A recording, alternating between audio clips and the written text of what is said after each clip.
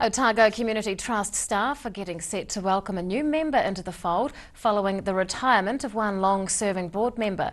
Trust Chief Executive Barbara Bridger joins us now to talk about the new appointment and what's coming up for the organisation. Good evening. Good evening. Now tell us about the recent changes to the board. So one of our trustees has finished her two-term appointment, so that she's been appointed for 8 years, two terms of 4 years, and so she's due to retire, and we have a new trustee who's just been appointed. Yes. How are new appointments decided? Well, all of our trustees are appointed by the Associate Minister of Finance. So currently the Honourable Paula Bennett has appointed this last trustee to our board, and that's through a process with the Department of Internal Affairs. Tell us about the person you're farewelling.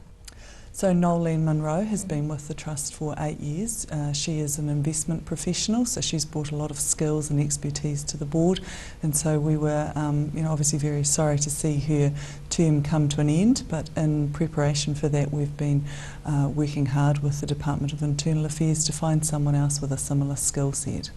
Are you looking forward to having somebody new on board with fresh ideas? Well, yes, I mean it's always sad to say farewell to someone who you've worked closely with for a period of time, but it'll be exciting to see John come on board and bring with him his skill set. I'm sure that will add value to the board. And the time of a trustee is limited? Yes, they're appointed for a 4-year term initially and can be reappointed for a second term. Okay, yes. And who decides that reappointment?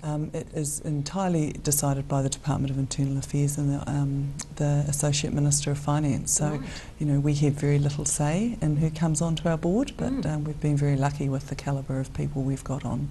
Yes. Now, the Trust has given out quite a large number of grants so far this year. Is that going to continue?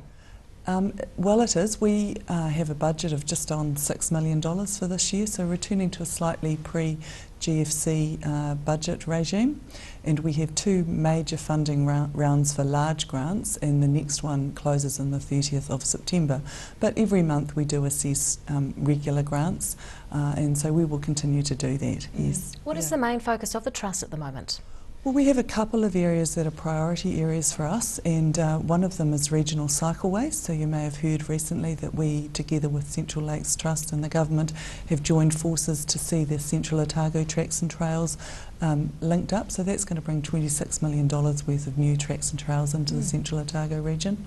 We also invest quite heavily into the warm homes program, so providing insulation to homes that need it.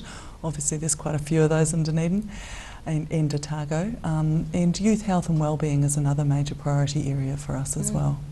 Have you been seeing an increase in grant applications over the past few years? Not necessarily, but they change a bit. We do have a few peaks and a few troughs over the years, but on balance there's about 400 applications that get approved per annum by the trustees. And how are those applications prioritised?